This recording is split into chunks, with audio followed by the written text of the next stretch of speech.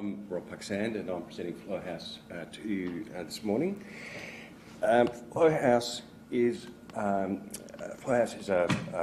new home for a couple of our recent empty nesters, and I'll just take you through the story of the house.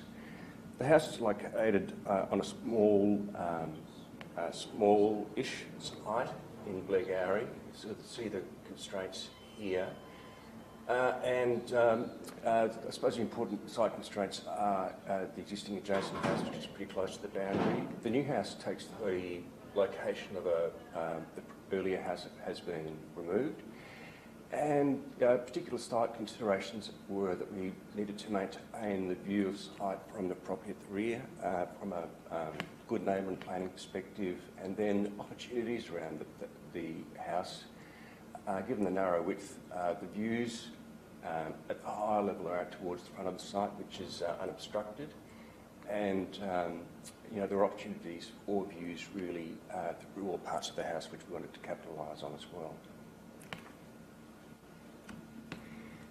As far as developing the concept for the house is on a reasonably significant slope, and the brief from the client was to have single-level living and to enjoy the views at the higher levels of the house, and so that was their plan for how they wanted to live.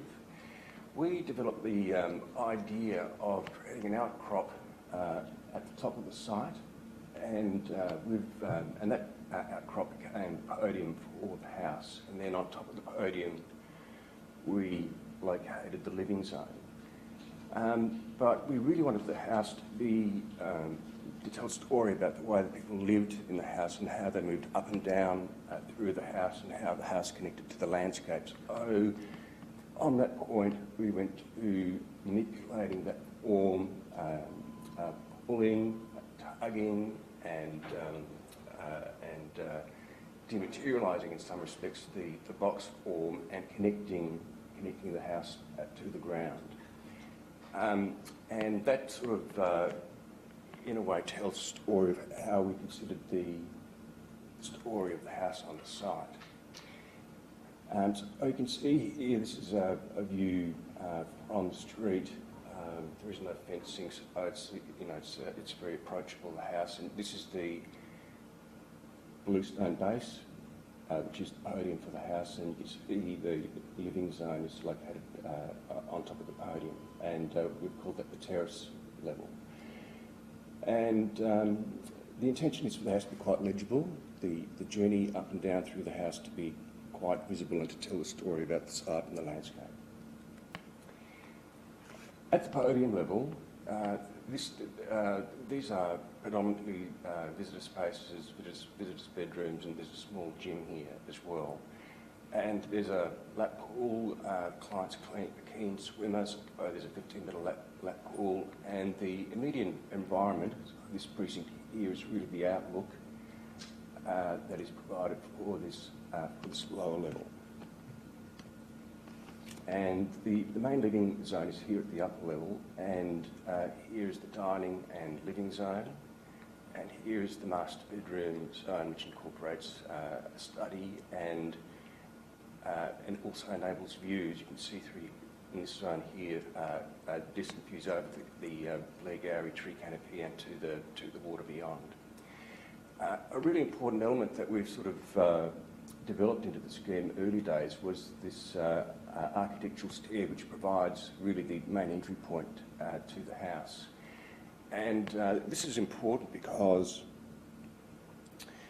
it does two things actually. One is it brings visitors or the public up to the living level, so it sort of simplifies, I suppose, the travel program through the house.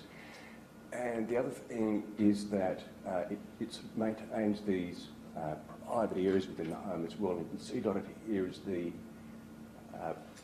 sort of private space at the lower level that the lower level bedrooms face onto. And you can see here that that's the private zone at the terrace level as well.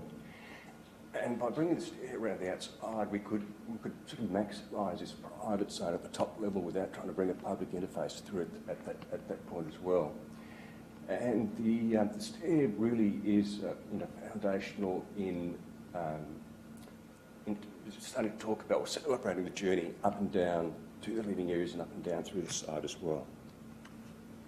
So we sort of put some shots together, sort of talking about the journey, and this is the walk up. This is the walk up to the house, and again you can see the stone podium, and we've used some painted battens here at the lower level to disguise the uses. There's a garage there and some living spaces and an entry door, but really the idea was to disguise all of that activity so that the route was really clear. There wasn't any confusion at the lower level as to where to go. And there's a bit of a highlight there of the timber battens, and these were intended to pick up again on the surrounding moona trees and the colours of the barks and these sorts of natural elements in the immediate landscape. And then you can see here, this is the stair that we've taken up, and it's a generous stair, so it's really an act of celebration rather than just a perfunctory stair. And we've heightened or celebrate the architecture along these routes. So this is where we've probably provided some emphasis. So this is the entry point, and you can see here we've tried to highlight the entry point, signify it, and we've used these curves to really create this sense of fluidity and flow within the house, and then also moving down to the landscape as well. This is the entry point. Again, you can see we've incorporated these fluid elements within the entry, so it's celebrating the architecture. This is the movement to the living space, the dining area, the views over the neighbouring canopy, and the broader view that from the terrace level that the clients can enjoy. And again, these fluid elements highlight the movement downstairs to the reading nook. Finishes are kept neutral. We're trying to create this sort of continuity of inside and outside. The idea of movement, both externally and internally within the house as well.